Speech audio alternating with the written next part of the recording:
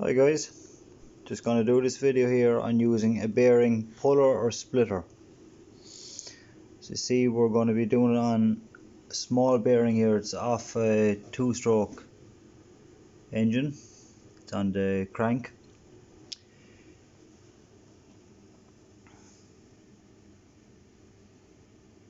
We're not going to be using the jaws for this because the bearing is very close. It wouldn't allow us any access to get the jaws in there.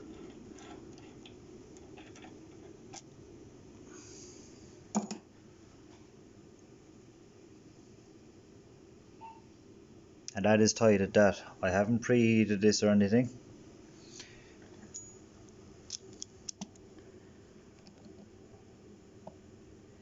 You can see how fine this is.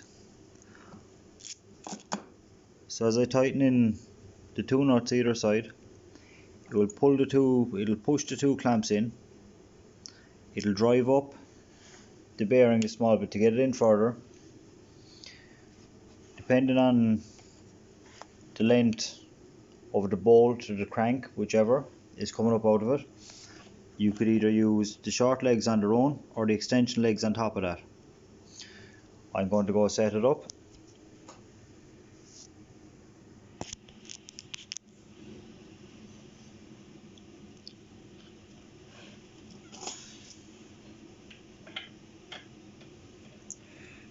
Now this particular puller set is only off Amazon or eBay or something. It's just a cheap set. I haven't used this one too much. I have the bigger version of it, which has been used quite a bit. Hasn't let me down yet. I think the big set was something like €40, €50 maybe. The small set is half the price, not used on many things. This is quite a strong bearing. Either the bearing is going to break or the pullers will break.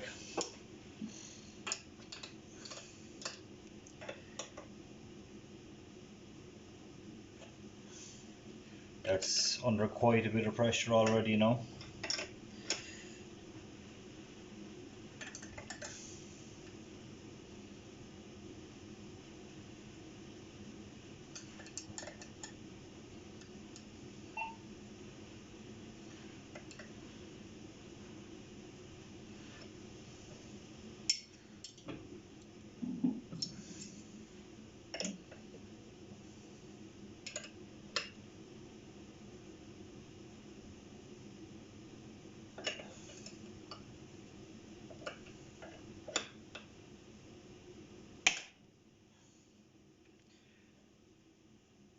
So I popped. Okay, so the bearing is after coming up a small bit already. I'm just going to tighten this side. This is on a taper, so the bearing isn't seated on too far. On the short shaft or short bolt, sometimes just using the jaws like this without the clamps and the center bar that threads down here, sometimes you will actually get it off with just pulling in these jaws on their own. I'm going to leave it set like that because I want to use the legs on it for even pressure.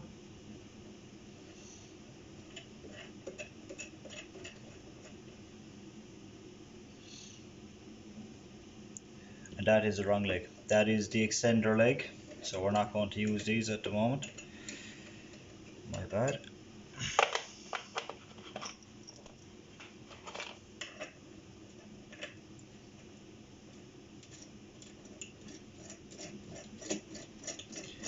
These only go in hand tight. Then there is this part of the tool as well.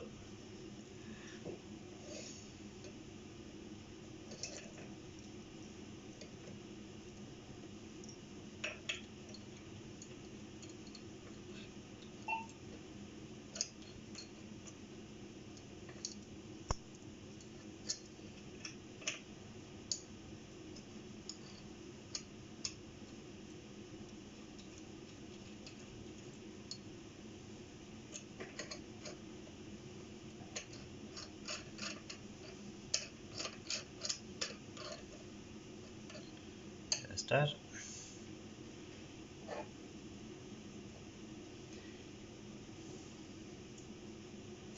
As you can see now from the way the clamp's set up, this side isn't running straight because the bearing's after pulling up more here than this side.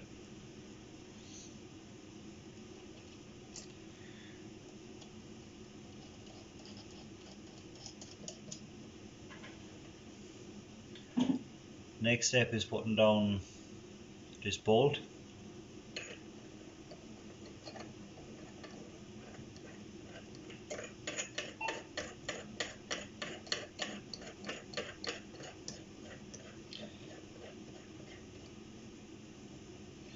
Snug these in hand tight.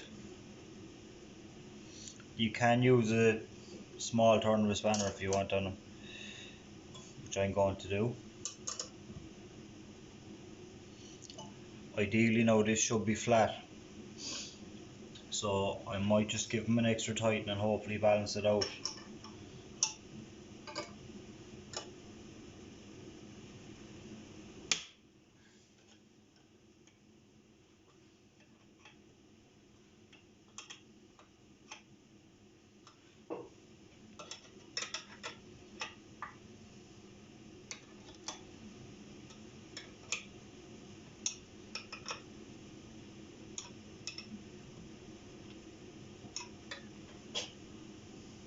Okay, it's looking a small bit better, we'll go with that. This bearing is not awfully tight now because we did hear two particular pops off it. It has actually started to free out.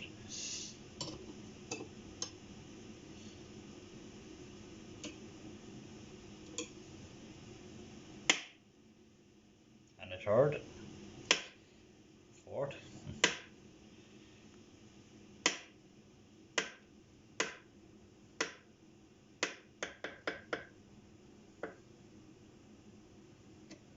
There. That's that off.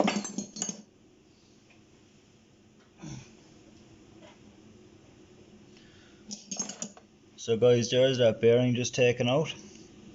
We can see the size there is a 6002 bearing.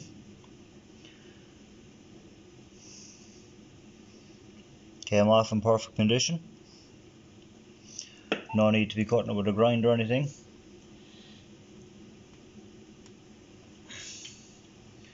Now I'm going to flip this around because I have another one. I have the other side to do. I'll be putting up the full video, which is of the two bearings being removed. The process is going to be the very same, guys. If you want to choose stop watching the video now, that's fine, it's no problem. If anyone wants any tips or tricks with pullers, I have more pullers there. I just have to do videos of them. I'm open to any comments or suggestions, guys, in the videos. I have a handful of subscribers, not that many, and if I get any suggestions for videos on relating to jobs I do, just let me know, guys. I can surely try and put up more. There's no problem at all. Trying to get some more subscribers, some more viewers.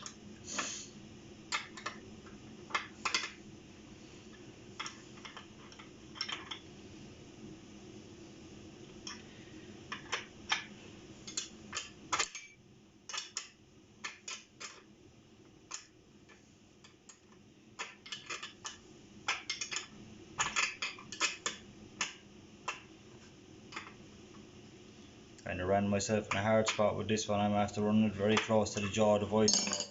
I'm just going to reposition it.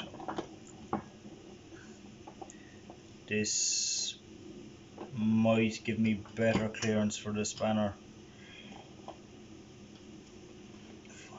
Okay. I'm not trying to save the crankshaft of this engine, guys, so any marks that I make on the crankshaft in the bench vise, that is going to be no problem at all. I'm not trying to save it.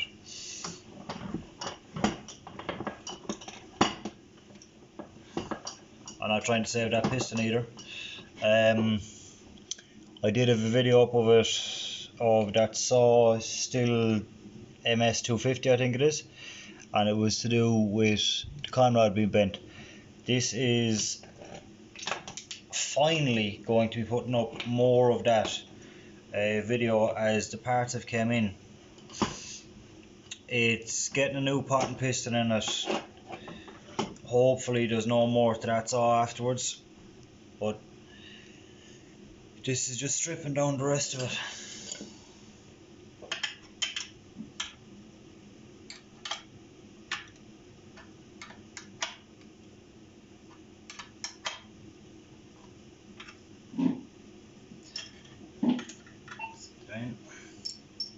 You see again guys, these have kind of tapered themselves in. It's going in so low to get in under and pull this bearing up to the start, but as we have seen with the bearing on the opposite side, it still came up fine. We're going to have a longer travel to get this one lifted off it.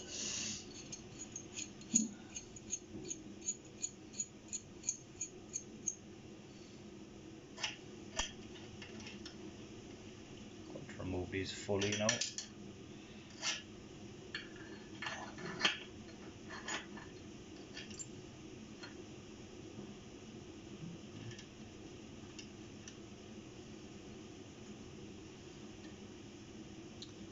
Where did that now go? There it is. Now.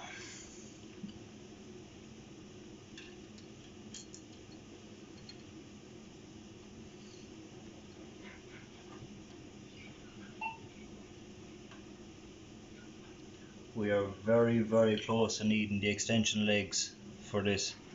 As you see now, this nut doesn't have too far to sit here, and the longer side of this crank is touching right to the very top of this now. But we're going to go out like that. I'm going to take that one out, put this one down a little bit more, get a bit of a 50-50 balance on them. A bit better 50-50 anyway. And as we did in the last side, we gave them a small little hand tighten. Do the same again. So hopefully we have success on this side as well. Now that's it. That started. Let's go to go on the rest of the way.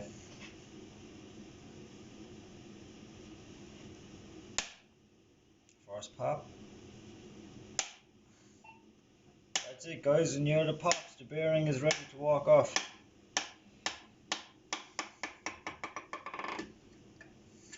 That looks like that's it.